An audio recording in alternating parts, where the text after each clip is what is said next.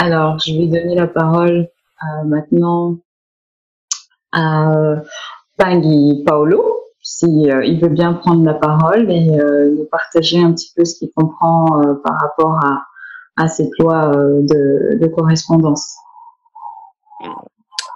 Moi, c'était par rapport au fait et de recevoir. Donc, je pense que il y a beaucoup de gens pensent que recevoir, c'est recevoir un cadeau, mais c'est recevoir l'attention aussi de l'autre, de lui faire plaisir, de le voir satisfait un petit peu. Mhm. Le retour n'est pas forcément matériel. Bien sûr, bien sûr. On est de nouveau dans cette émission réception. Mais cette émission réception n'est pas forcément, comme tu dis, dans le sens matériel, parce que tout simplement le fait d'avoir de l'attention d'une personne, c'est qu'on a déjà émis quelque chose de positif, si on peut donner un côté quantitatif ou bien qualitatif dans ces cas-là, parce que si c'est une bonne intention, on reçoit en retour une bonne attention cette fois-ci sur soi. Et donc c'est pour toi, tu vois la loi de correspondance sous cet angle pas forcément matériel. Oui, tout à fait. Même dans la vie, des fois, on perd des choses, mais derrière, on gagne, mais différemment. C'est ça. C'est ça. Ouais. On a un retour différent. Oui. Ouais, il y a des fois, on dit qui perd gagne. Exactement. Oui. C'est vrai que il y a des fois, on se rend pas compte à quel point on s'attache énormément aux choses et on veut absolument s'attacher à un lieu, par exemple, à une maison. On se dit non, je ne pourrai jamais partir d'ici. Et puis finalement, quand vous décidez de déménager et puis de trouver un autre endroit, et puis finalement, on s'y retrouve très très bien. Et on se dit bon, j'aurais dû peut-être penser à le faire plus tôt. Parfois, on est dans cette optique-là. C'est vrai. Ah oui. Eh ben, Matondo, Paolo. Matondo. Alors, je vais passer la parole à Pangui Komi, si il veut bien prendre la parole. Oui, bonsoir. Est-ce que vous m'entendez? Très bien. Ah d'accord. Aujourd'hui, mon micro fonctionne mieux. Alors, au fait, je suis rentré un peu plus tard dans la discussion. Je viens de rentrer, ça fait quelques minutes. Oui. Au fait, ce que j'ai compris à travers la loi de la correspondance, au fait, pour moi, je peux traduire ça comme une loi vibrationnelle. Au fait, je pense que, au fait, comme le mot le dit, correspondance, de la bien correspond, ce qui signifie pour moi ce qui est lié à moi. Et du coup, ce qui est lié à moi doit avoir forcément avec mon intérieur, ma vibration. Et je peux donner un exemple très simple. Si moi je participe à cette réunion maintenant sur ici, et avant de participer à cette réunion, il y avait eu une loi d'attraction, de vibration qui me dit ok, ça me correspond, je peux participer à ça, je peux m'identifier à ce thème. Donc du coup, je pense que on peut toutefois nommer ça comme on veut, mais je pense que ça a un sens d'une vocation vibrationnelle et spirituelle, et ça dépend de tout et chacun à sa manière de voir les choses. Et je pense que dans ce cas, c'est une loi qui est un mouvement perpétuel. Je pense que si je me lie à quelque chose, je m'identifie à quelque chose, je peux toutefois, au fait, soit me retrouver effectivement là-dedans, comme je l'ai senti au début, ou soit avoir un regret au cours du chemin. Donc je pense que c'est une loi qui tourne, et c'est tout un chacun de voir le point de sortie ou le point de rester. Et à ce moment, je pense que chacun peut décider si le premier, bien la première, bon, l'appel qui te secoue au premier moment de dire que oui, c'est ça, ça m'attire, c'est pour moi ce moment. Et donc c'est au fait c'est lié aussi à la croyance. Et si on rentre dans la croyance, il faut commencer à explorer, à rentrer dans la connaissance. C'est en rentrant dans la connaissance qu'on découvre beaucoup de choses. Et du coup, on peut cultiver, aller plus profond de ce qu'on a choisi, ou dire que bon, peut-être c'était pas vraiment mon chemin. Donc pour moi, la loi de la correspondance, c'est une loi qui est un mouvement perpétuel, qui peut changer d'un moment à un autre. D'accord. Donc du coup, je pense que comme d'autres viennent de le dire, je pense que ça dépend de la vibration de tout un chacun. Et ce que je pense que il y avait eu aussi un enseignement, ou bien je sais pas, avec Longin Swanti, qui disait que au fait nos pensées ne sont pas dans nos têtes, mais ça vient d'une réservoir qui c'est comme tout, c'est comme l'ensemble d'un ordinateur. Il y a le desktop et en fait le PC même. Et donc je pense que cette loi de correspondance peut être aussi manipulée, et ou peut être aussi choisie volontairement. C'est ce que je pense, et je vous remercie beaucoup pour vos organisations sur Zoom.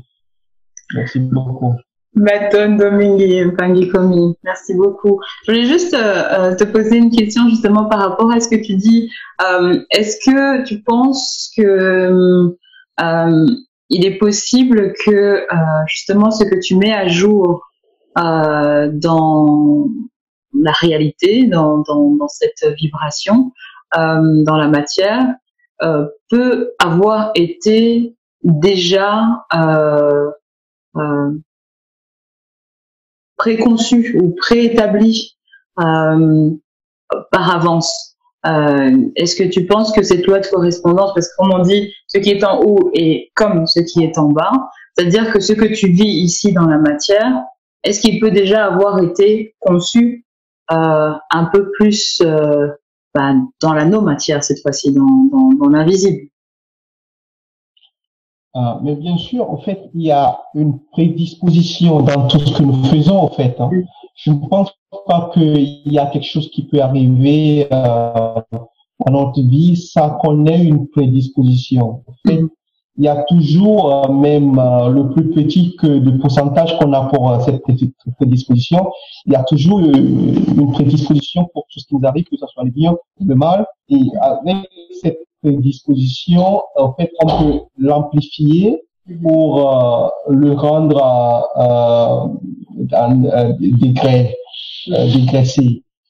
Donc, je pense que effectivement, comme en fait la question que tu viens de poser, en fait, je pense que c'est une question qui se répond elle-même, parce que au fait, je pense que tout ce que nous ne sommes que la densité,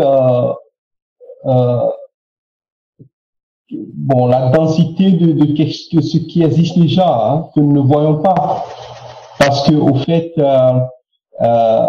tout ce que nous sommes n'est que au fait des vibrations. En fait, je pense que Tanguy Colombe, tu le sais bien que moi, nous ne sommes que des vibrations. Alors là, c'est évident que tout ce que tout le monde attire par rapport à sa vibration est prédisposé ou est déjà conçu dans une autre dimension avant que ça ne se réalise. Absolument. Ou bien on peut toutefois aussi l'activer nous-mêmes et bon, ça dépend avec quoi nous nous connectons ou bien avec quelle source d'égor nous connectons. Je pense qu'on est interconnectés dans tout ce que nous faisons.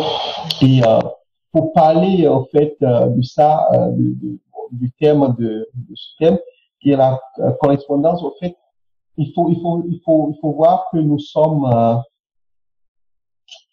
si on prend un système qui se connecte entre elles, c'est comme en fait si on monte les cellules de nos cerveaux par exemple, il y a des nœuds, des neurones qui sont liés l'un à l'autre. Et on peut toutefois puiser des énergies, des informations d'un nœud à l'autre et vice versa. Et ces nœuds sont des multiples dans nos corps. Et je pense que c'est comme ça que nous recevons des informations aussi dans nos cellules et dans nos actions et réactions. Et donc du coup, je pense que nous sommes préparés avant. Nous ne sommes que de la densité de ce que nous sommes déjà. Absolument. Je ne sais pas si j'ai répondu à votre question. Oui. Matondo, Tanguy Komi, Matondo. Merci beaucoup. Oui. Alors, je vais me permettre de donner la parole à Tanguy Olofsson, si elle veut bien prendre la parole par rapport à ça et nous donner un petit peu son impression sur la loi de correspondance.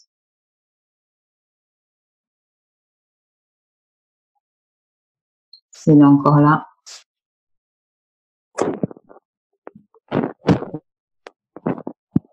On t'entend, Tanguy.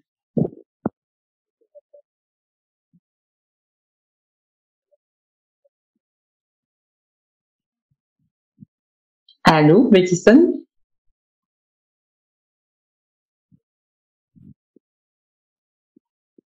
On a le son, mais pas l'image non plus. Donc, ah, voilà. Est-ce que tu peux reprendre parce qu'on t'a pas entendu? Oui, c'est juste que je serai pas lent. Oui. Donc, d'après ce que j'ai compris, si l'individu se connaît qui il est, donc on a tendance à faire attention à ce que l'on dit, à ce que l'on fait. Donc, on comprend les lois, comment ça marche. Et le reste, ça devient simple. Oui. Donc, tu as conscience que ce que je dis, si je dis un mot ou si je fais un geste négatif, ça va avoir des conséquences. Donc, on a tendance à faire attention. Donc, ensuite, tout s'aligne, puis tu peux avoir ce que tu veux, juste de faire les choses correctes. Oui. Donc, ça va. C'est pas aussi compliqué. Il faut juste comprendre comment ça marche et tout est clair. Tout est OK. C'est vrai. Quand on est dans la simplicité des choses, tout va bien. Ouais. Tout va bien, oui. Ça, c'est vrai. Ah ben, ça c'est bien si cette loi de correspondance peut être vue avec beaucoup de simplicité, ça allège beaucoup de choses dans sa vie. Oui. On se complique pas la vie. On sait comment ça marche, on évite beaucoup de choses. Oui. Enfin, oui. Évidemment. Oui. Matondo, Tanguy, Bettison. Je me permets de donner la parole à Tanguy Jefferson s'il nous entend et s'il peut parler, je ne sais pas. Beauté, le Tanguy, les Tanguy. Beauté. J'espère que vous allez bien. Moi, je viens juste d'arriver. Ok. disant que j'aimerais mieux vous écouter parler, car depuis hier à 5 heures du matin, j'ai pas encore dormi et je sens les artifices. Donc, je vais juste vous écouter. Ça a été une journée dure, une nuit dure et froide. Je vais juste vous écouter, mais je suis très content de vous rejoindre. Je suis en retard, mais je suis très content de vous écouter. Merci beaucoup. Mais justement, par rapport à cette loi de correspondance, toi qui n'as pas dormi de la nuit, etc., est-ce que tu penses avoir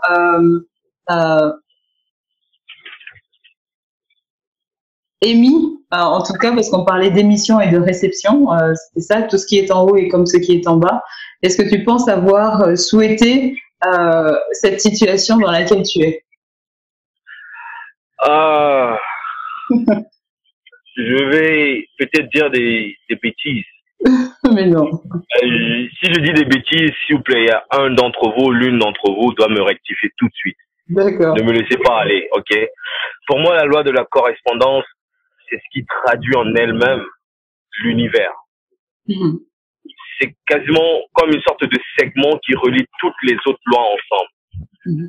Car la loi de la correspondance, elle est pas comme les autres lois où on parle de l'émission et de réception, pour moi. Mmh.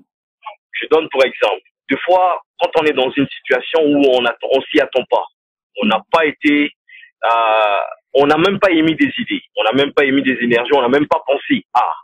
Et la chose arrive. Et après, on a l'habitude de dire souvent cette phrase un peu magique et un peu vulgaire de la chose en disant c'est le hasard. Oui. Ou d'autres personnes qui disent rien n'arrive pour rien.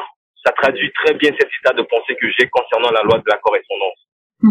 La loi de la correspondance, elle est comment je pourrais dire, elle génère à elle-même, ce qui fait que ça relie les autres lois.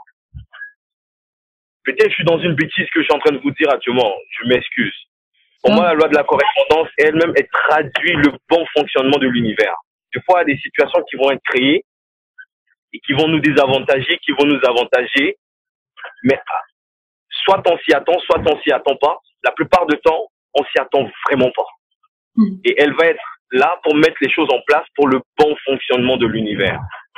Le bon fonctionnement de l'univers, ça peut être la personne qui est à côté de nous, l'arbre qui est à côté, ou la forêt qu'on a planifiée, déforestée, et puis voilà, quelque chose arrive qui a empêché, alors que personne n'a souhaité que cela se produise, que ça soit dans la déforestation ou bien ça soit dans l'incident qui va arriver pour empêcher la déforestation. Pour moi, la loi de la correspondance, c'est une loi qui s'auto-génère, qui s'auto-gère tout seul.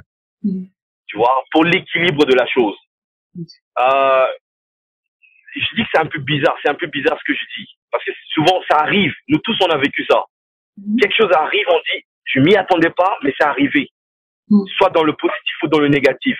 Ça nous ramène à l'équilibre de la chose et ça nous ramène à une prise de conscience profonde. Sans qu'une autre personne interagisse avec nous. Sans qu'il y a Pangui Jason qui va nous dire, tu vois, mon frère, je t'avais dit. Soit Pangui Maté qui va dire, tu te rappelles, ma sœur.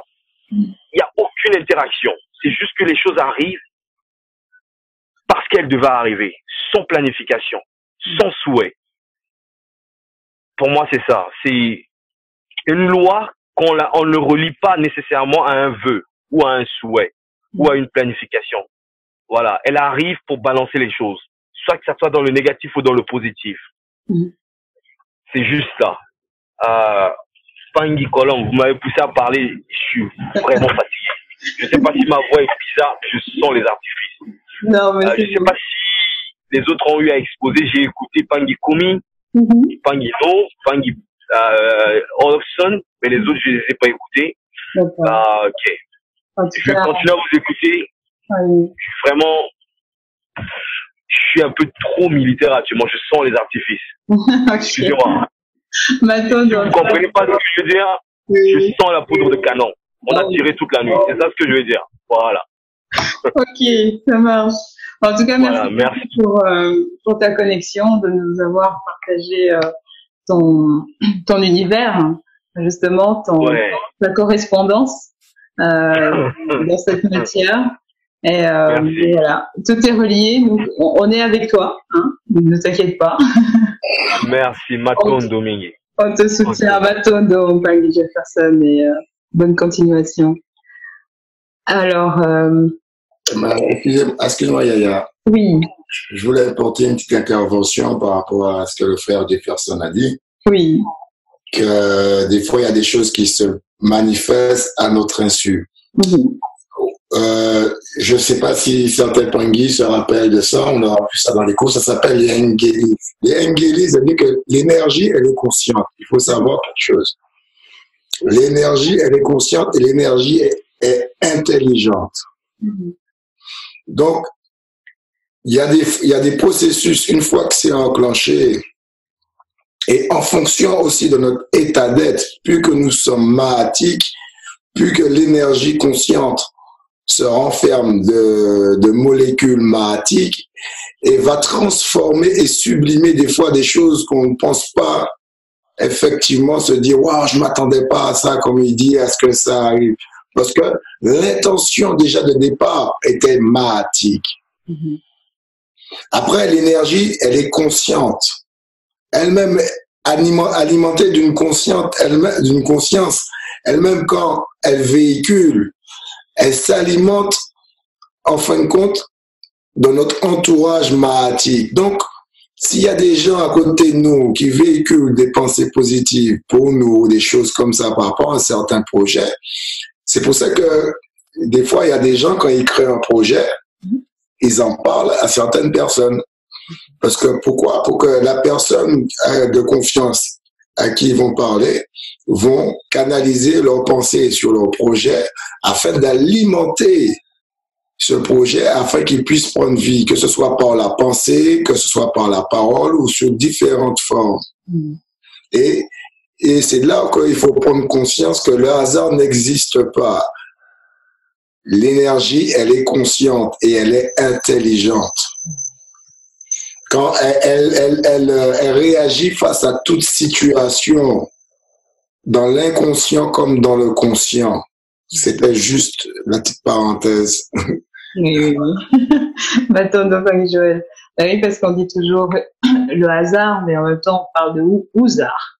Et quand on dit ouzard, on pense à notre grand Osiris. Et donc, il n'y a pas de hasard dans le sens où toute chose est connectée dans ce qu'on fait.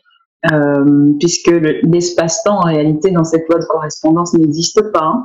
C'est-à-dire que chaque chose que nous manifestons, nous le manifestons certes à un certain temps, et il y a ce présent qui est là, mais en réalité, ce sont des choses qui se passent partout et en même temps.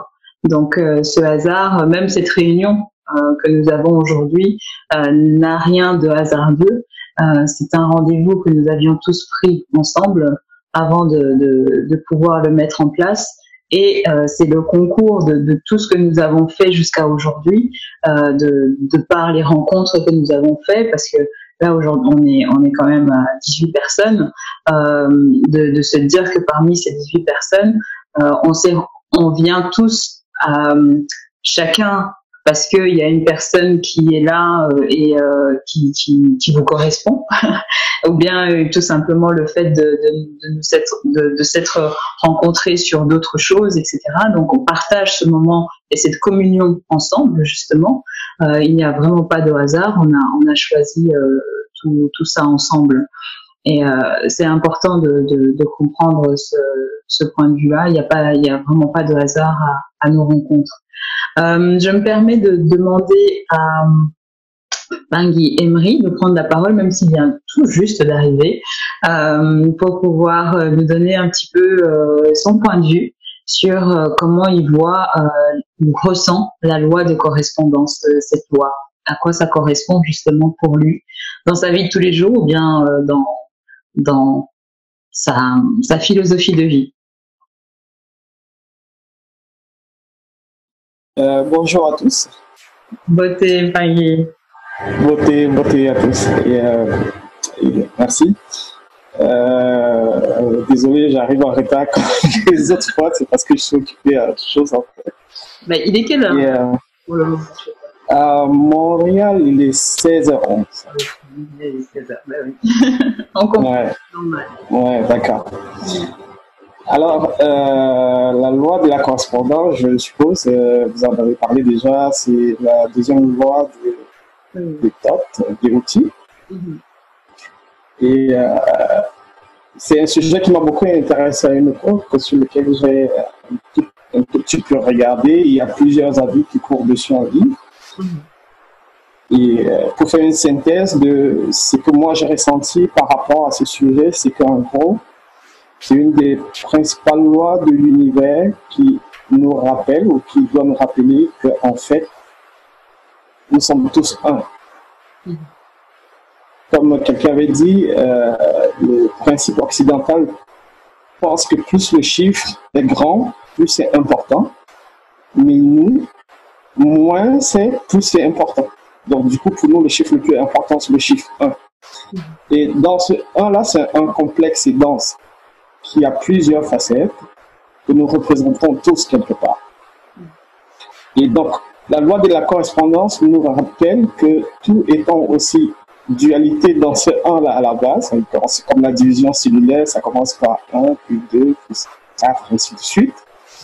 La loi de la correspondance, nous rappelons, c'est là, il nous fait aussi comprendre que on a comme chaque personne a comme un miroir. Au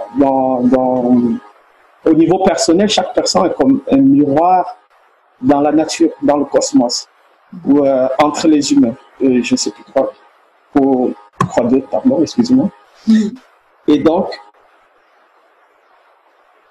ce 1-là, qui est notre division, devrait être ce autre côté de nous que nous devons chercher pour être équilibrés, en fait. Certains vont parler en ce moment de âme sœur ou de guide, je ne sais pas trop. Mais il y a une partie toujours qui est invisible à notre partie matérielle que nous devons être constamment en train de chercher pour trouver un certain équilibre. Ça peut être partenaire de vie, ça peut être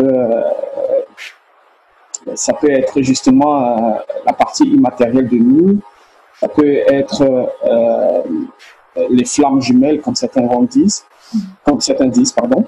Et donc, on sera en quête toute notre vie à trouver cette correspondance dans notre domaine de nous.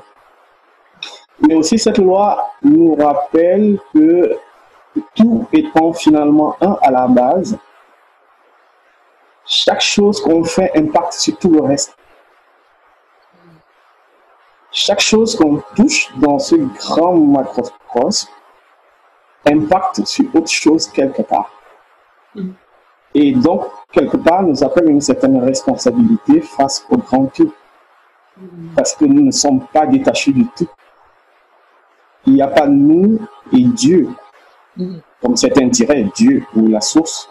Il n'y a pas nous et les autres. Il n'y a pas nous et le cosmos ou l'univers. Il y a juste nous. Mais sur plusieurs facettes différentes. Et si on prend conscience, on comprendra notre responsabilité par rapport à la création. Ça veut dire, je suis aussi le créateur et si je fais quelque chose, j'impacte sur toute la création. Et cette responsabilité-là est importante finalement parce que si on prend conscience de ça, ça permet de se retrouver et ça permet d'avoir une espèce d'élévation par rapport à notre conscience matérielle qui est plutôt égotique et individualiste, je veux dire. Cette loi de la correspondance peut aussi rappeler quelque chose d'important. On pourrait en faire toute une encyclopédie en fait, de chaque loi des outils. Et quelque part aussi, ça nous rappelle que la correspondance existante, c'est exactement comme ce qu'on appelait à l'école les vases communicantes. Ça veut dire, en termes d'énergie, plus on grimpe, c'est exactement comme si on grimpait sur une montagne, plus on grimpe, plus on peut se fracasser. Oui. Parce que plus on grimpe, plus on monte en altitude, plus la pesanteur est plus forte. Ça, c'est un peu plus au niveau des ce qu'on pourrait appeler les chercheurs de vérité, on va dire, des personnes qui se concentrent à élever leur conscience. C'est comme un avertissement quelque part. C'est-à-dire, plus on en connaît, plus on en sait, plus par correspondance, le gouffre au-dessus de nous est grand. Donc on pourrait, si on retombe dans ce gouffre, on a 10 fois plus de mal que si on n'avait pas grimpé plus haut. De façon physique, c'est vraiment que les vases communicants, c'est comme ça que la loi de la correspondance peut se lire. C'est une loi hyper importante, comme toutes les lois de Jyoti. Et on pourrait en dire plus, mais je vais m'arrêter là pour le moment.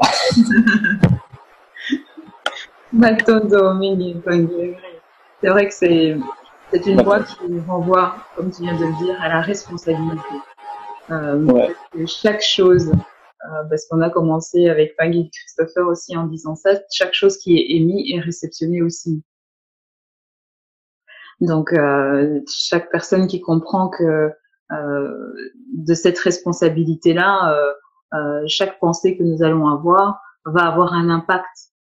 C'est un petit peu comme quand on lance une pierre dans l'eau, il va y avoir des petits ronds qui vont se former autour, il va y avoir cette vague qui va se faire, donc cette onde qui va se propager, et de cette loi de correspondance, au départ, au centre, c'était juste une pierre qui est tombée dans l'eau, et puis au fur et à mesure du temps, ça devient cette onde, c'est un petit peu l'effet papillon dont on parle.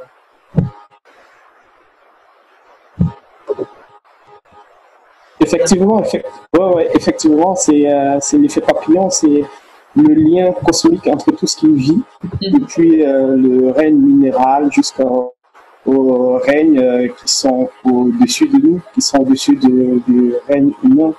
Et ces liens d'araignée, il y a des contes très très importants en Afrique. Et je ne sais pas si vous connaissez celui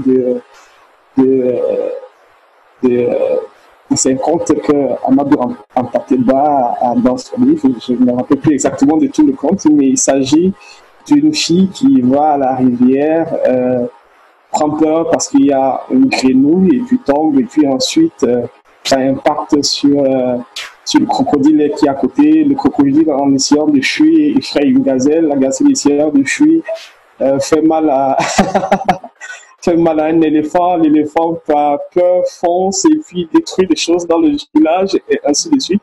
Et on est arrivé à une totale catastrophe dans toute la communauté, juste parce qu'il y a eu cet acte de départ de cette personne qui a pris peur à un endroit où il ne fallait pas en fait.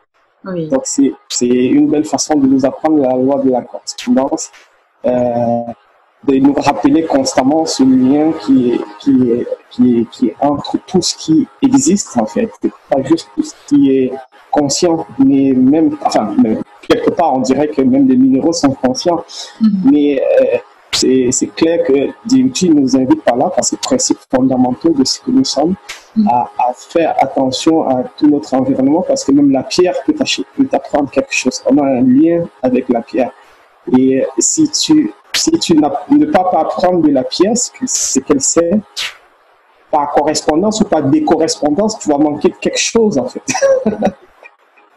C'est vraiment être tout le temps conscient qu'on est liés et qu'on s'impacte les uns sur les autres.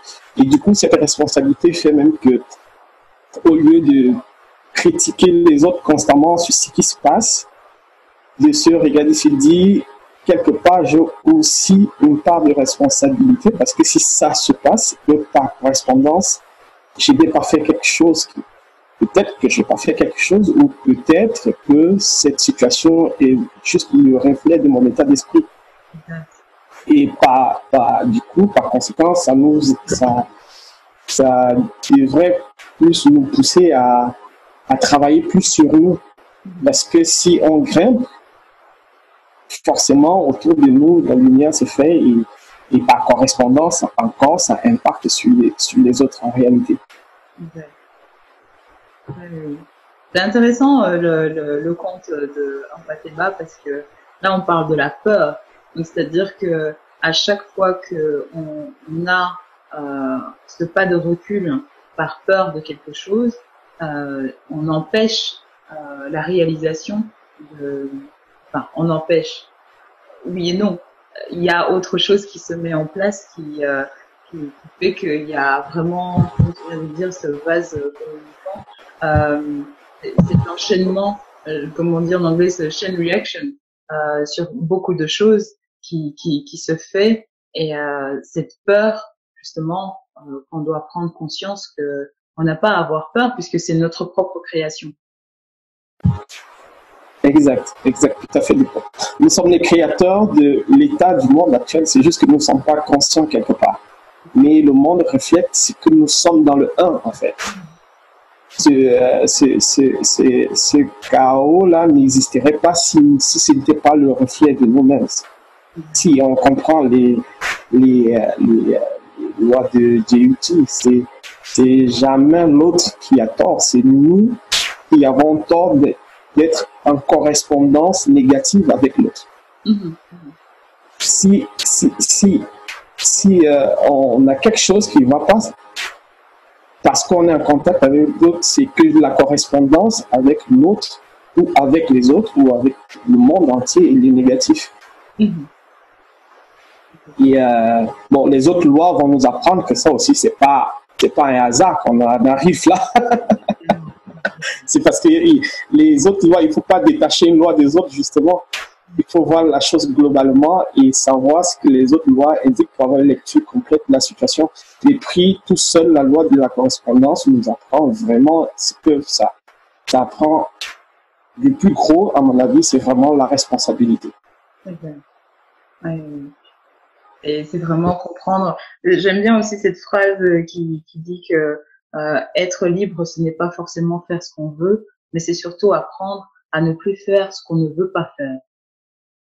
Et à partir de là, on comprend la responsabilité que nous avons justement à être conscient que le fait d'être capable de voir des choses qu'on n'est pas, c'est un petit peu ce que Sri Aurobindo explique quand il dit cherche ce que tu n'es pas pour comprendre réellement qui tu es.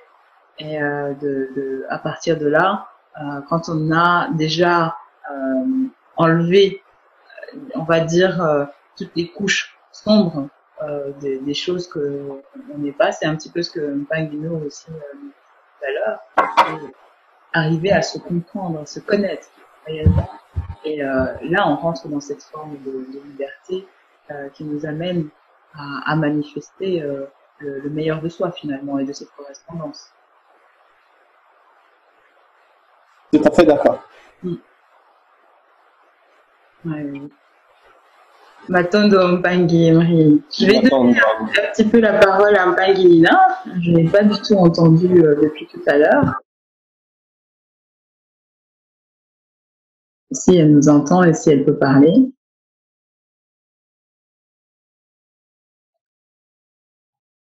S'il n'est pas dans un endroit. Oh. Pangilina, est-ce que tu peux parler au moins? Au lieu de mettre des rois. Je suis arrivée en retard aujourd'hui. Comment? Je suis arrivée en retard aujourd'hui, j'ai pas suivi depuis le début. Oui, c'est pas grave. Voilà. Qu'est-ce que ça représente pour moi? La loi de la correspondance, oui. Pas grand-chose, hein. Pas grand-chose. Pour moi, je comprends une seule chose dedans, donc du coup, c'est pas beaucoup. C'est tout simplement, pour moi, hein, d'après ce que j'ai pu lire et je sais pas quoi. Je crois que je rejoindrais un peu aussi la question d'un peu Stéphane, dans le sens où il disait à quel moment on est dans la correspondance, à quel moment on est dans le... Bon, c'est vrai que vous avez dit que la correspondance est plus active, quelque chose comme ça. Et pardon. Alors, la correspondance. Bon, pour moi, en fait, la correspondance, déjà, de par son mot, pour moi, comme ça me dit, c'est réussir à faire les liens entre ce qui, voilà, entre les choses, quoi. Genre, tu veux comme d'après ce que tu avais lu, c'était quand tu veux comprendre quelque chose de plus grand, essayer de trouver la chose la plus petite, parce que ça fonctionne de la même façon. Et au moment où tu as réussi à comprendre la plus petite chose qui est aussi simple et accessible pour toi, quand tu réussis à la comprendre, tu pourras peut-être, enfin pas peut-être, tu pourras certainement comprendre comment fonctionne quelque chose de plus grand. Donc du coup, moi ce qu'elle me dit, en fait cette loi, c'est que je devrais commencer par comprendre ce qu'il y a en moi et autour de moi. Et voilà, ce qui est plus près de moi en fait, avant d'aller un peu plus. C'est comme quand, enfin, je sais pas si je peux donner des exemples, je connais pas très bien cette loi, mais en tout cas c'est ce que moi ça me dit. Je ne vois, enfin, c'est tout ce que je vois en fait, c'est juste réussir à faire les liens entre, voilà, entre moi, entre mon jardin, ma maison, je sais pas, mes ongles, et autre chose quoi. C'est un peu aussi comme quand peut-être un exemple bête, quand tu es un architecte par exemple, tu dessines la maison, ou bien quand tu es électricien, j'en sais rien, tu peux faire des miniatures de ce que tu vas construire après. Tu as ta petite maisonnette là sur ta table, tu as les couloirs, tu peux mettre des lampes et tout, tu sais exactement quand il y aura feu, comment tu vas ressortir, quand il y aura du feu, tu sauras comment ressortir. Et au moment où tu as une grande maison, enfin, je sais pas si c'est comparable, mais moi c'est ce que ça me dit en tout cas. Tu as déjà compris un peu là, un plus petit, comment est-ce que les choses peuvent se passer, et en te retrouvant dans quelque chose de plus grand, t'as pas besoin de savoir exactement où se trouvent les chambres, quoi. Tu sais que non, par principe, ce que je connais sur les chambres et les dispositions de la création des choses, logiquement, elles doivent se trouver à ce niveau-là. Et logiquement, les choses vont se passer comme ça. Donc, t'as vraiment pas besoin de... Donc, du coup, moi, ce qu'elle me dit, c'est comprendre les choses les plus proches pour comprendre ce qu'il y a de plus grand.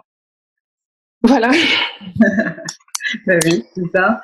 C'est à partir du moment où on comprend les plus petits éléments dans la matière, évidemment, on comprend aussi ce qui se passe un peu plus autour de nous, de plus grand, et on arrive à mieux appréhender les grandes choses à partir du moment où on a déjà maîtrisé les petites choses.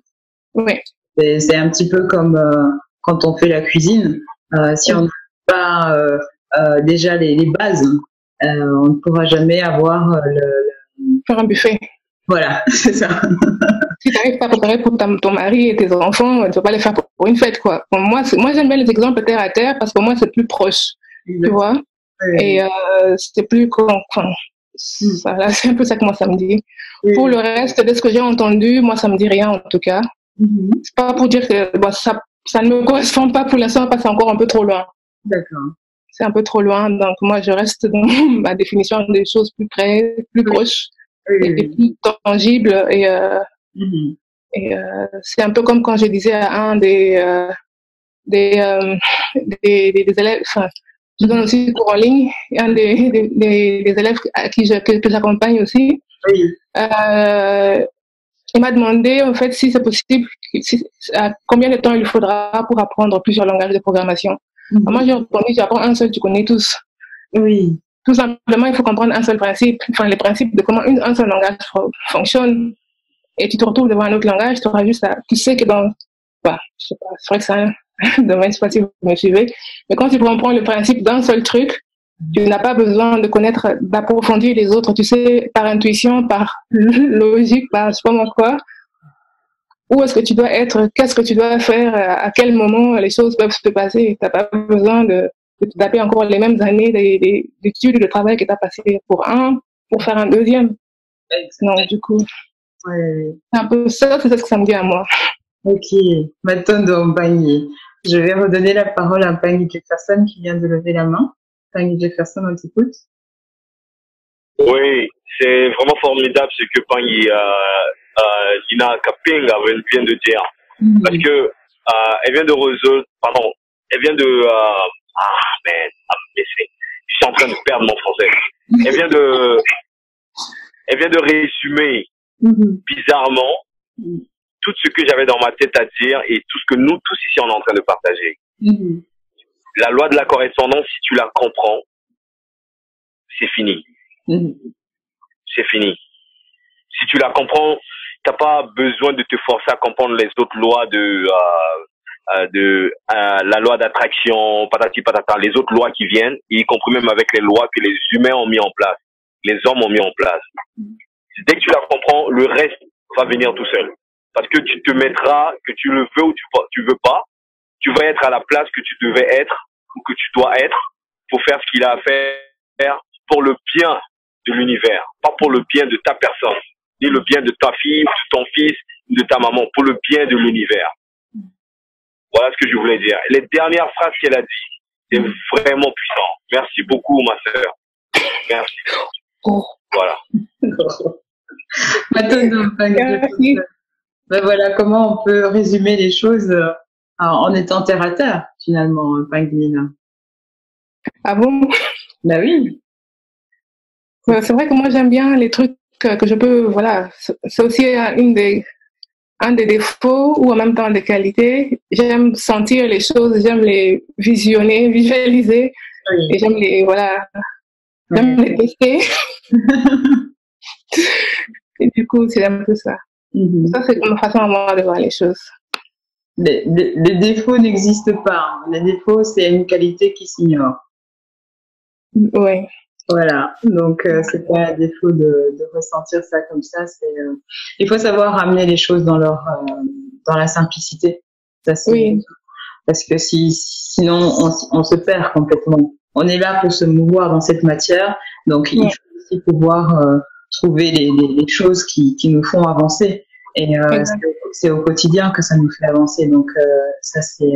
Il y a Pangui Bogda qui a levé la main. Pangui Bogda. Oui, donc moi c'est pour réagir par rapport à tout ce qui vient d'être dit. Oui. En fait, moi j'avais déjà ce point de vue là quand j'avais lu brièvement les lois du Kybalion. Mais effectivement, à mon sens, toutes les lois, elles sont connectées entre elles et elles veulent au final dire la même chose.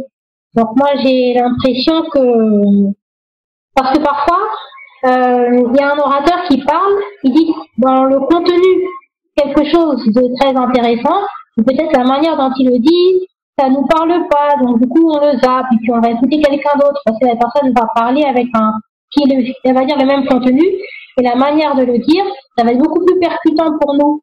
Tout à fait. Donc moi, j'avais déjà eu cette impression-là que le Kybalion, c'est aussi ça. Ça veut dire qu'il y a différentes lois qui parlent en fait de la même chose, mais par rapport à une approche différente, ce qui fait qu'en fonction de notre personne, on va mieux assimiler une loi plutôt qu'une autre. Mais si on en assimile une parfaitement, en fait, on a assimilé tout le contenu, quoi. Absolument. Ouais. Donc voilà, c'est ce que je voulais partager. Matondo, je pense qu'on va le comprendre encore mieux quand on va voir la loi de polarité, parce que à partir de celle-là, je pense que c'est celle qui nous mettra tous d'accord sur le fait que à partir du moment où on en connaît on connaît les 7 et on peut les faire vibrer vraiment tous ensemble d'une manière logique et qui nous permet d'avoir une meilleure vue d'ensemble, en tout cas dans ce que nous faisons au quotidien. Et c'est vraiment très très important et très intéressant. Je me permets de refaire le tour pour un petit peu, parce que bon, le temps, nous sommes dans la matière, hein, l'espace-temps existe, et je pense qu'il y en a qui peut-être ont des choses à faire demain et qui n'ont peut-être pas forcément envie de se coucher tard, etc. Je me permets de refaire le tour et en vous demandant un petit peu une conclusion, si ça a été plus éclairant pour vous, s'il y a quelque chose que vous avez peut-être encore envie de poser des questions par rapport à cette loi de correspondance, ou bien peut-être une précision aussi sur Anki Congo, parce que bon, Pangui Jason a donné des explications tout à l'heure, mais peut-être qu'il y a des choses que vous avez peut-être envie d'approfondir, donc n'hésitez pas. Donc je vais commencer par Pangui et Paolo, s'il veut bien prendre la parole pour un petit peu nous dire en résumé ce qu'il a pensé de ce qu'on a partagé, et puis s'il a peut-être une question ou autre chose à rajouter.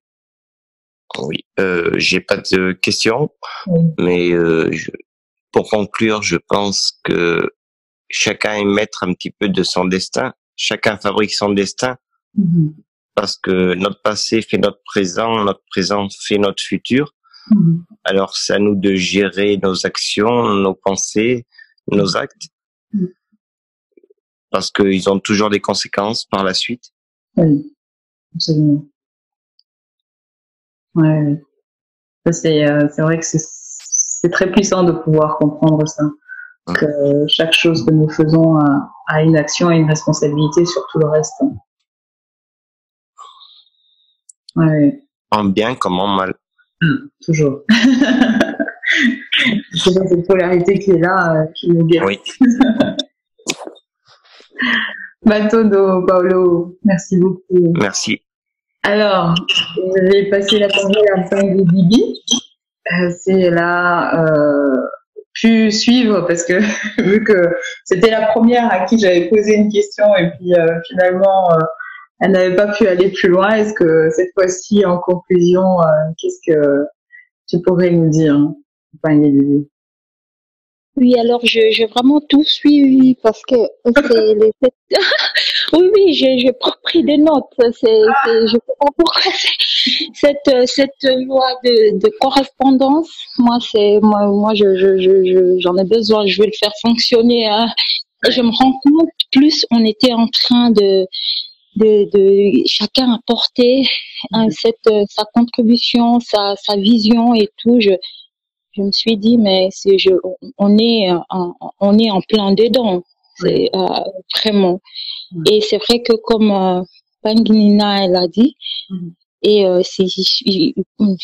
il nous faudrait par rapport à nous, à notre personnalité, à notre vision, saisir une loi qui peut-être est plus facile pour nous de comprendre et par là, si on persiste vraiment dans cette voie-là, il y a tous les autres lois qui vont nous paraître pas, peut-être, je sais pas le mot simple, mais ça va nous permettre d'avancer plus et de nous aligner et de faire ce qu'on est venu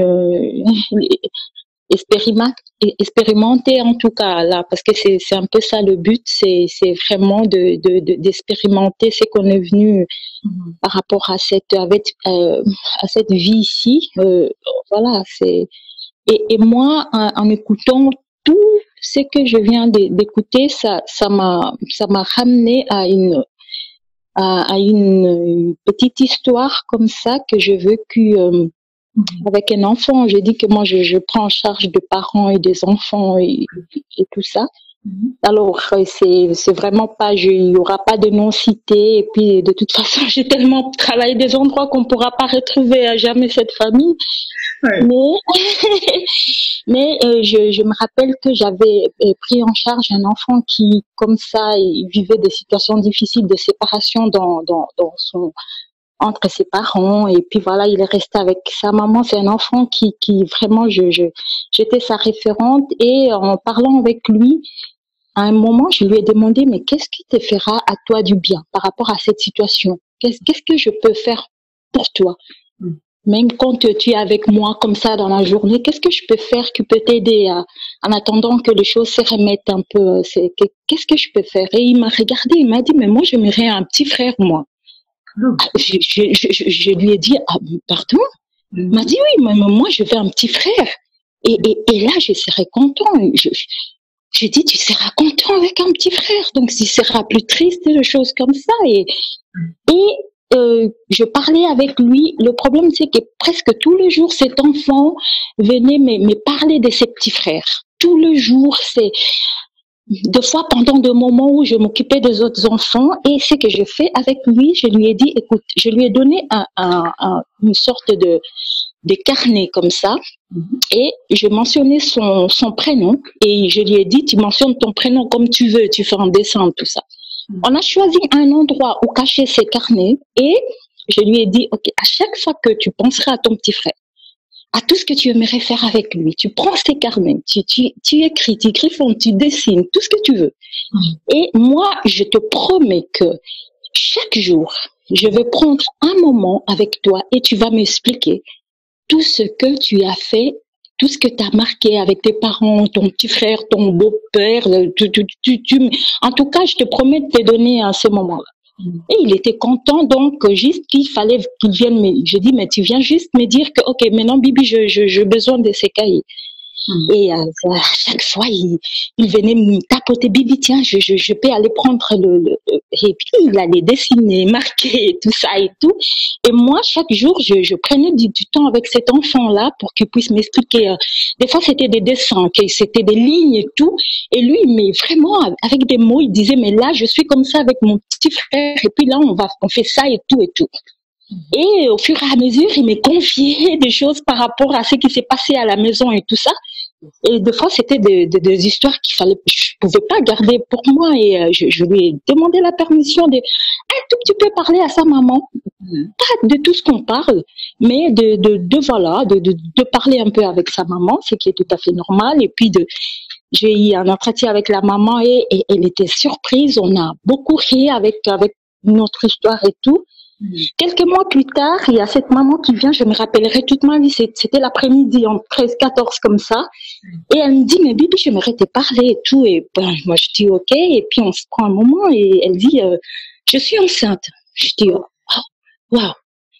Et puis, elle a dit, non, c'est pas fini. Parce qu'en attendant, avec ces garçons, un jour, il disait, moi j'ai dit, mais dis donc, tu parles que de garçons, et puis si c'est une sœur. Il m'a regardé, il m'a dit, mais Bibi, voyons, réfléchis. Je ne peux pas jouer avec elle au ballon. Mais moi, je veux un garçon. Les garçons jouent au ballon. Ah, j'ai dit, ah, mais c'est vrai que là, je n'ai pas réfléchi, là. Elle a dit, non, moi, c'est un frère, un garçon. Je veux pour jouer au ballon avec. J'ai dit, ok, alors on y va pour un garçon. Donc, il faut qu'il soit un garçon. Et donc, la maman, elle m'a dit, bah, c'est un garçon. J'ai dit, waouh. Et donc la maman, et quelques mois après et tout, elle est venue me montrer ce bébé-là, ses nouveaux frères. J'ai donc donné à mes apprentis, j'ai demandé un petit moment qui encadre le groupe. Moi, je pris un moment avec cet enfant, je le portais dans mes mains, je l'ai regardé et j'ai vraiment pris le temps de faire connaissance avec cet enfant. Et je lui ai dit, c'est donc toi. Waouh, je me suis présentée, j'ai dit, ben, alors tu sauras combien ton frère t'aime, combien ton frère t'a imaginé, t'a créé.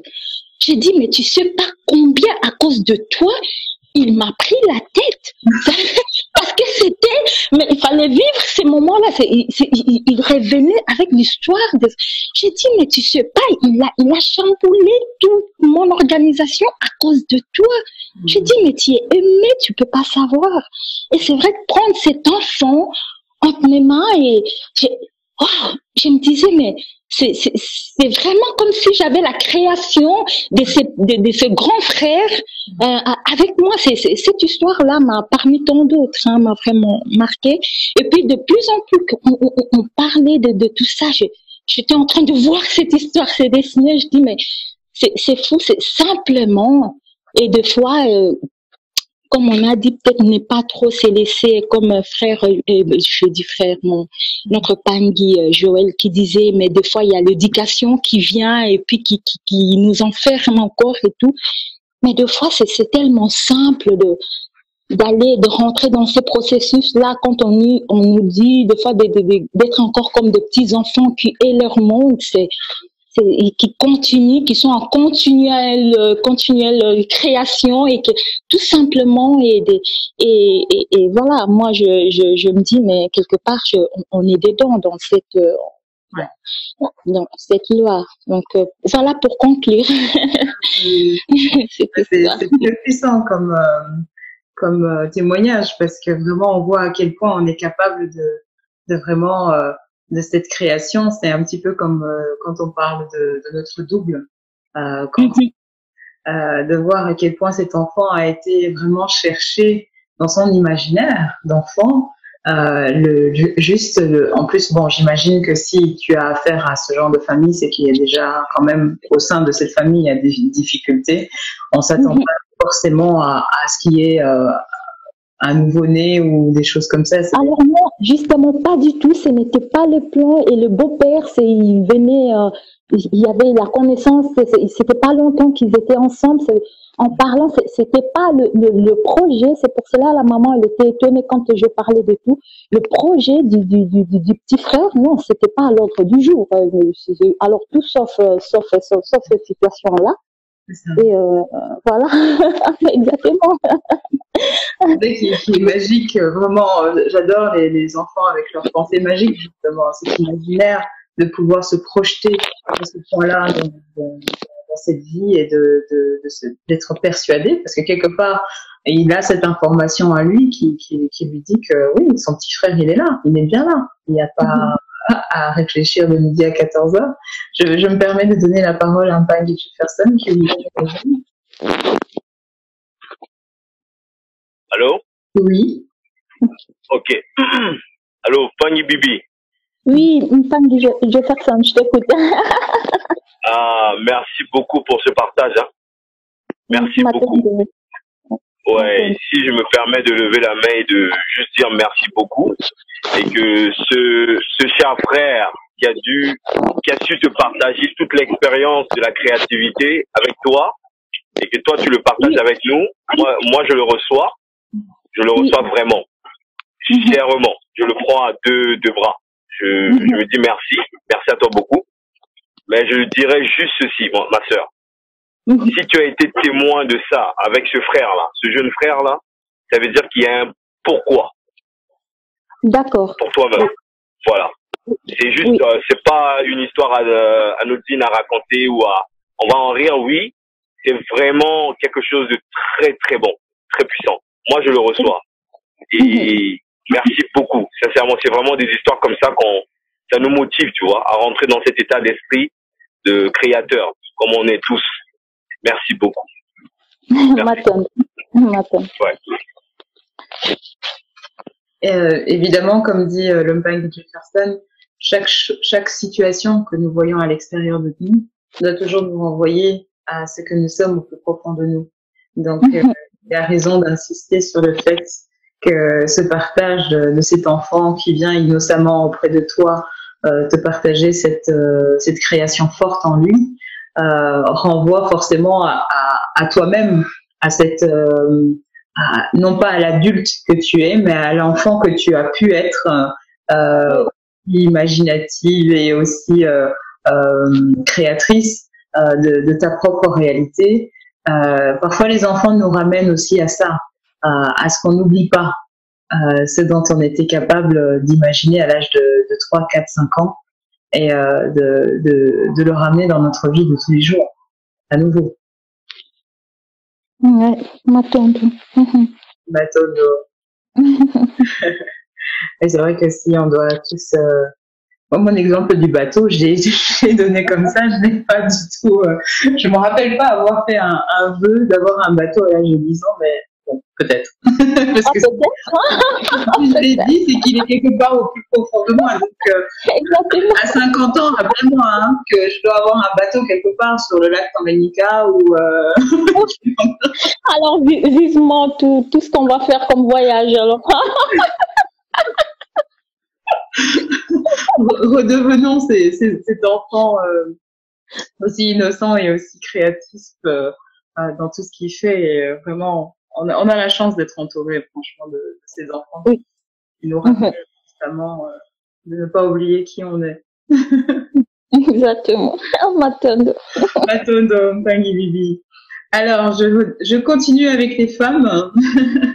Alors, la zolaciste Géraldine, si elle peut prendre la parole pour donner un petit peu une conclusion et puis qu'est-ce qu'elle a pu partager aujourd'hui avec nous. Déjà, je voulais remercier tous les participants et vraiment, ça a été très enrichissant d'entendre les uns les autres. Sinon, pour conclure, moi, je dirais surtout que, au vu de tout ce qui a été dit ce soir, je pense qu'au lieu de résister par moments aux épreuves, parce que souvent on a tendance à résister et de s'opposer finalement, peut-être plutôt apprendre aussi à accueillir les épreuves en nous, savoir lâcher prise des fois, enfin, souvent même, et puis pouvoir capter en fait cette information et en tirer des leçons et de se dire finalement ces leçons-là nous permettent tout simplement de d'en tirer des leçons et puis apprendre à se transcender, à transcender tous les points négatifs en points positifs. Et c'est souvent à ce moment-là que les choses finalement qui nous sont destinées, donc on va dire voilà, ce qui nous correspond finalement vient à nous tout naturellement. Voilà. Accueillir la providence, comme on dit. Tout à fait, voilà, la providence. Exact.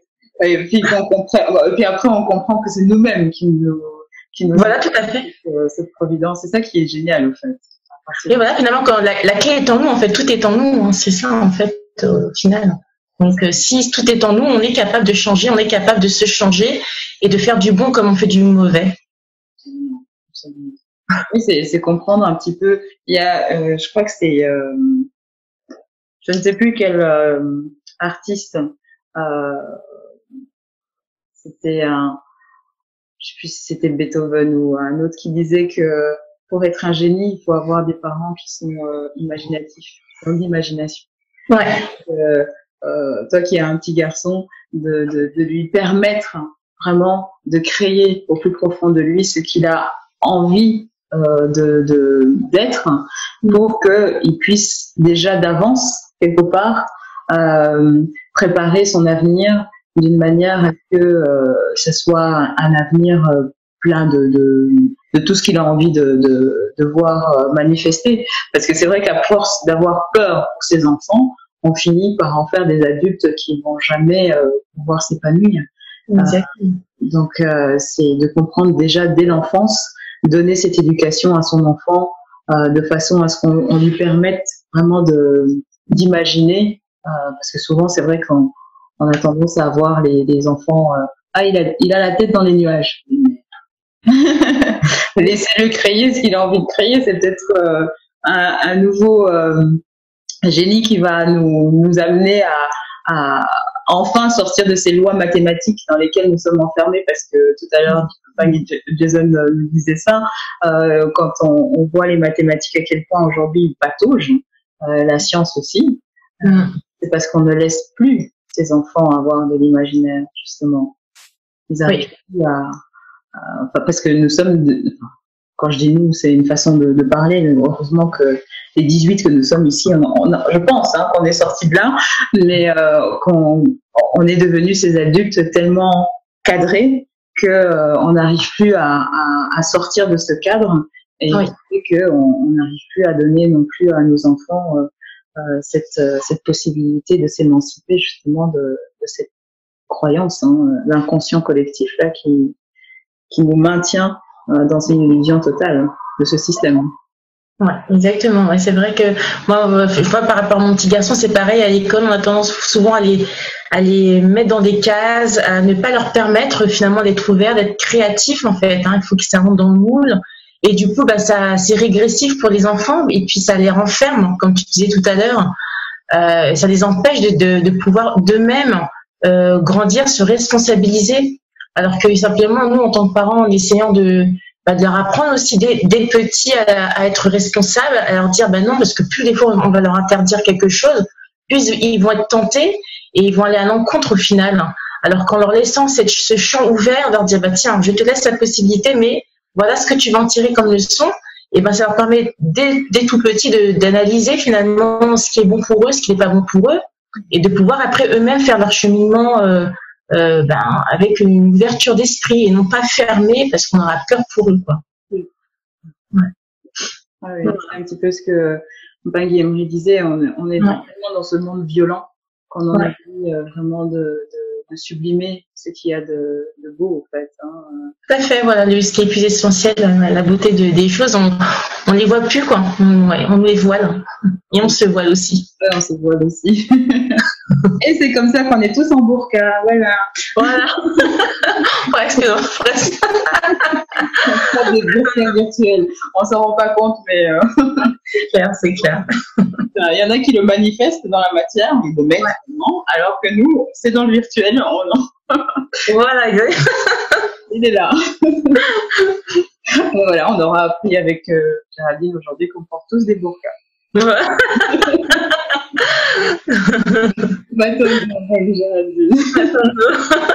Alors, je vais donner la parole à Pangino pour un petit peu nous donner sa conclusion et un petit voir s'il y a quelque chose, un ressenti ou bien peut-être une question qui a surgi depuis tout à l'heure aussi. Moi, je raconterai une histoire qui concerne mon grand-père. Il est de Tombouctou. Enfin, ma famille paternelle est de Tombouctou. Un jour, mon grand-père appelle un de mes oncles et il lui demande une chose. Parce qu'il était assez âgé, il lui dit Ali, tu dois aller au Gabon, dans telle ville, tu vas trouver telle personne et cette personne doit te remettre une certaine somme d'argent et tu reviens. Et mon oncle lui dit, et si je trouve pas cette personne? Mon grand-père l'a regardé et c'était la dernière fois qu'il lui avait demandé quelque chose. Il ne lui a plus jamais rien demandé. Wow. Mon père m'a dit en fait que c'est l'intention en fait. C'est-à-dire que pour mon grand-père, dans son esprit, mon oncle allait trouver cette personne, allait récupérer cette somme d'argent que cette personne lui devait et le ramener tout simplement. Et le fait qu'il ait mis une intention négative faussait tout le plan qu'il avait fait dans sa tête en fait. Et c'est quelque chose que mon père m'a toujours dit de faire très attention. C'est quand tu veux que quelque chose avance comme tu veux que ça doit se dérouler, tu dois déjà éviter les personnes qui vont émettre des avis négatifs, mais tu dois éviter d'en parler et tu fais ce que tu dois faire. Généralement, tu arrives au but. Oui. Et très souvent dans ma famille, c'est vraiment bizarre. Il faut pas demander aux gens, oui, qu'est-ce que tu fais, comment tu vas faire ça. Donc, on va te regarder bizarrement déjà. On va dire, mais qu'est-ce que tu veux quoi, que je réussisse pas, tu vois. Donc, il faut pas poser des questions.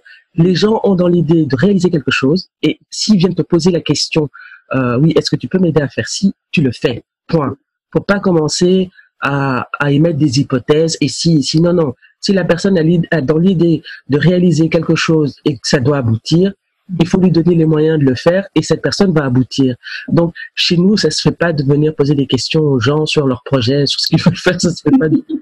Et donc, mon père m'a toujours dit, quand tu as une idée en tête, tu dois la projeter et tu dois l'aboutir.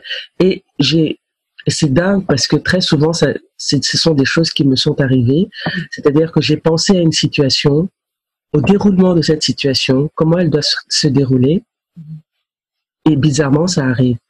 Et par exemple, bon, je parle de mon père, mais je l'ai pas vu pendant 29 ans. 29 ans, j'ai pas vu mon père. Pourtant, il me racontait cette histoire quand j'étais petite et je l'ai gardée en tête. Et je le lui ai raconté quand je l'ai retrouvé.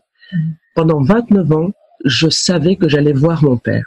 Pourtant, je ne savais pas où est-ce qu'il était, je ne savais pas dans quel pays il était, je connaissais pas son vrai nom à l'époque, on savait rien. C'était comme un fantôme. On l'a retrouvé. J'étais persuadée que j'allais retrouver mon père, mais je ne disais pas quand en fait, mais je savais que j'allais le retrouver et c'est ce qui est arrivé. Et dans plusieurs situations, dans plusieurs événements dans ma vie, j'ai pensé à comment cette situation doit se passer. Et généralement, sans en avoir parlé à qui que ce soit, hein, parce que très souvent les gens vont émettre une intention, donc c'est comme une énergie en fait qui va interférer dans l'événement.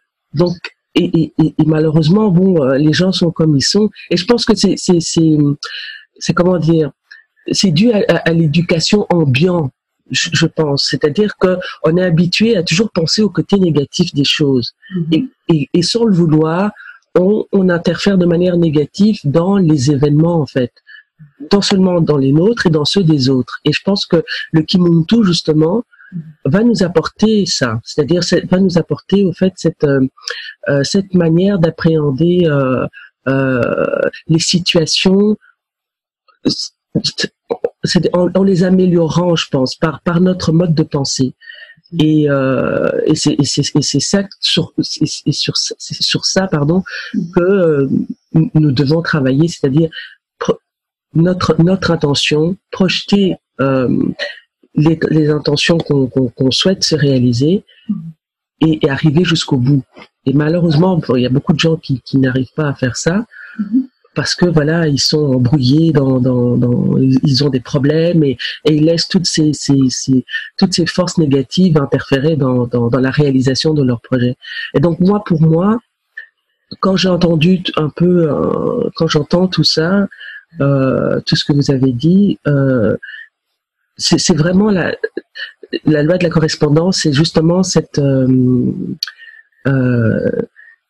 travail de perception qui permet de se projeter et d'analyser une situation et de l'améliorer et de la réaliser en fait et donc d'améliorer son mode de pensée et donc pour moi c'est ça en fait ce que pourrait nous apporter le Kimuntu par rapport à la loi de la correspondance, quoi. Donc, c'est-à-dire arriver à la réalisation de nos pensées, et que ça nous corresponde, justement. Parce que voilà, on l'a pensé d'une certaine façon et que ça doit se réaliser de cette manière-là. Absolument. Oui. Magnifique. Matondo Mpangilo, c'est très vibrant ce que tu viens de dire là, parce que une fois de plus, on voit que les sagesses nous sont données dès le départ, comme tu fais référence à ton papa, le fait d'avoir eu ce message en tant qu'enfant, tout simplement, te permet aujourd'hui de continuer à œuvrer dans cet état d'esprit aussi. Ouais. C'est-à-dire qu'une pensée qui est émise va aller jusqu'au bout. Et il faut être patient. Ça, faut être patient parce qu'il ne faut pas s'attendre à ce que ça se réalise peut-être dans l'immédiat. Parfois, ça peut prendre 1 an. C'est déjà arrivé, ce genre de choses. Ça peut prendre plusieurs mois avant que la situation n'aboutisse. Et vraiment, bizarrement, quand je pense à quelque chose, je sais que ça doit se passer de cette manière. Je prévois aussi les personnes nécessaires à la réalisation du projet. Je me dis, je vais avoir les personnes nécessaires à la réalisation de mon projet. Ces personnes vont arriver au moment où elles doivent arriver. Et c'est tout. Et ça arrive. Les choses s'imbriquent comme ça. C'est vraiment dingue, en fait. Et c'est vraiment ça, le pouvoir de la pensée. C'est un cadeau que mon père m'a fait quand j'étais enfant. Et c'est quelqu'un qui réfléchit de cette manière. Il y a des projets qu'il a réalisés rien que... Et pourtant, il en avait parlé à ma mère à l'époque. Et aujourd'hui, il les a réalisés. Il a pu créer la région qu'il voulait parce que c'est quelqu'un qui est le doyen d'une certaine communauté au Mali et qui a réalisé son projet de vie, quoi. C'est-à-dire créer la région pour sa communauté, et il l'a fait. Pourtant, c'était pas gagné d'avance, mais il est resté patient et il l'a réalisé. Et c'est tout. Il dit c'est comme ça qu'il faut réfléchir. Oui. C'est merveilleux d'avoir ce genre de personnes parce que ça coûte cher, hein, les séminaires où les gens le pouvoir de l'intention, hein, c'est à quel point on peut réaliser nos propres projets, etc. C'est le développement personnel d'aujourd'hui, hein. On voit à quel point c'est tiré en longueur, et puis en même temps on profite de la naïveté aussi des gens parce qu'ils ne comprennent pas comment c'est vrai. Dès le début, le fait de ne pas se connaître, la réalisation est très difficile. C'est ça aussi le sens de l'engagement en réalité. Quand on comprend la loi de la correspondance, c'est ce que Jason avait dit dès le départ quand il parlait du Kimuntu, quand il parlait du mariage du haut et du bas. Là, on parle de mariage entre le haut et le bas, mais c'est aussi le mariage dans la matière aussi, hein, quand on a le sens réel de l'engagement, quand on émet un souhait comme ça, on va jusqu'au bout. s'arrête pas en plein milieu du chemin. Et évidemment, bon, quand on parle de mariage, c'est que on va aussi chercher le partenaire, comme tu disais tout à l'heure. Le fait d'avoir un projet, il faut savoir à qui on le partage, avec qui on le partage, parce que sinon on y amène beaucoup trop de choses négatives et c'est pas la peine. Et c'est dans ça, hein, malheureusement, dans lequel nous vivons aujourd'hui. Ouais, malheureusement. Oui. Nous sommes dans un monde où les gens ne savent plus, non plus le sens déjà de l'engagement, et en plus, parfois pour se dédouaner, beaucoup de gens vont parler de leur projet, mais c'est pour se dédouaner que ça n'a pas marché. Parce que beaucoup de gens y ont émis. Il y en a beaucoup, au fait, qui se complaisent justement dans cette médiocrité, hein, de penser que voilà, oui, ça n'a pas abouti parce que on fait les victimes, encore une fois de plus, et, parce que ce sens de l'engagement n'y est pas. On n'a pas le courage d'aller jusqu'au bout des choses et d'avoir au moins aussi le ngango dont on parlait tout à l'heure, les gens voilà, d'avoir ça en soi. En tout cas, un grand merci pour ce partage. Merci à vous aussi, en tout cas, pour ce témoignage. Oui. En tout cas, ça nous élève, quoi, et et on se rend compte que la vie peut être, que la qualité de notre vie ne dépend que de nous-mêmes, en fait, in fine. Ouais, absolument. Ouais. Et voilà. Matodo, Bangino. Merci. Merci beaucoup.